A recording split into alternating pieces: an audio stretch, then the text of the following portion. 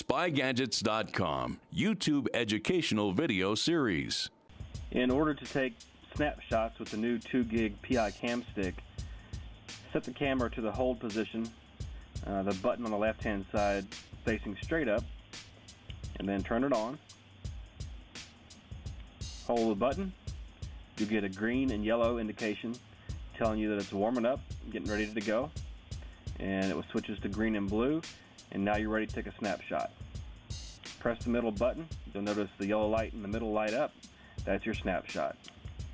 Press it again, another snapshot. Press it as many times as you want, and you're taking snapshots. When you're done, simply switch it to off, and you're good to go.